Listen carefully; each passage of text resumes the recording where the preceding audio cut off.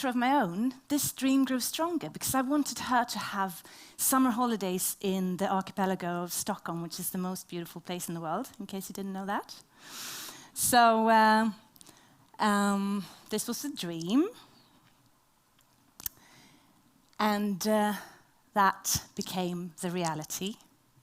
It's a swamp in a jungle, basically. All of this is from the same island, but this was the property I could afford. You'd be surprised how affordable swamps are. It's lovely. Then I had no money. And if you guys want to build a house and you don't have any money, what you need to do is learn how to do the job yourselves, and then you can get the material for free by recycling. So, for instance, this is a house on the same island.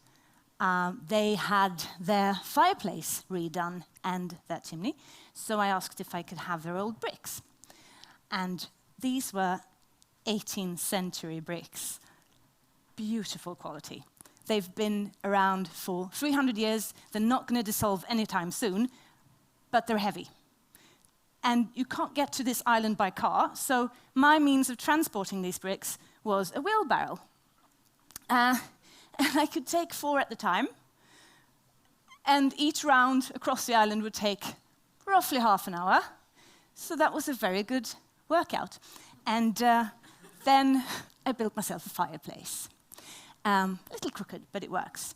So basically what you need to understand if you plan to build a house with recycled material is that the collecting of the material is going to take just as much time and energy as the building of the actual house.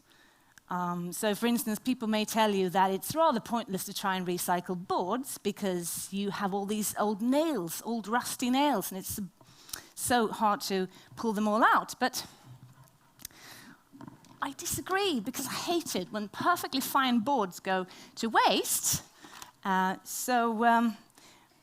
This is happening all the time, because perfectly fine houses are torn down just to make room for new houses, and they throw away the materials. So you can even offer to tear down the house for the owners in exchange for getting the material for free. It's lots of fun, promise. And then you pull the nails out, and then you will build a wall that looks a bit scruffy because it's going to be full of holes. And then at the hardware store, they may tell you that you need to buy a project like this, but I advise against it, because you will use like this much to mend your holes in the wall, and then you want to use it again 2 months later, but then it's just rock hard, dried out, and completely useless. So you have to get a new bottle.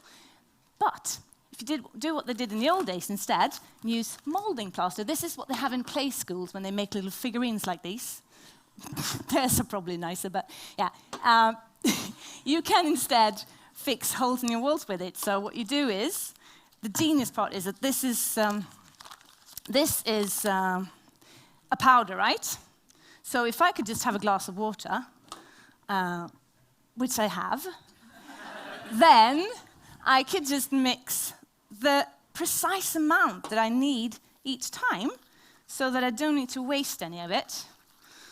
And that way, I can just fix my wall quite conveniently, you know. And this bag is going to last me a lifetime. And stinginess is great for the environment. At least that's my excuse. So, while all of this is going on, I kept taking my daughter back to this mosquito-infected jungle. One of her absolute first, that's her mindlessly waving her stick at the frozen swamp.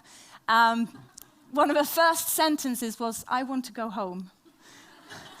I want to go home to the apartment. She repeated that a lot. And I'd go, "Just a minute, darling, Mum's just going to finish the house." That took roughly 10 years. And earlier today I learned I could have done it in a year. That's a bummer.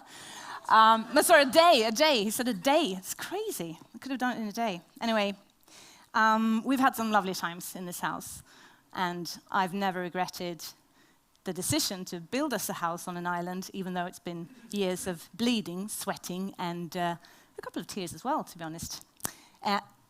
There might be sexologists who will tell you, never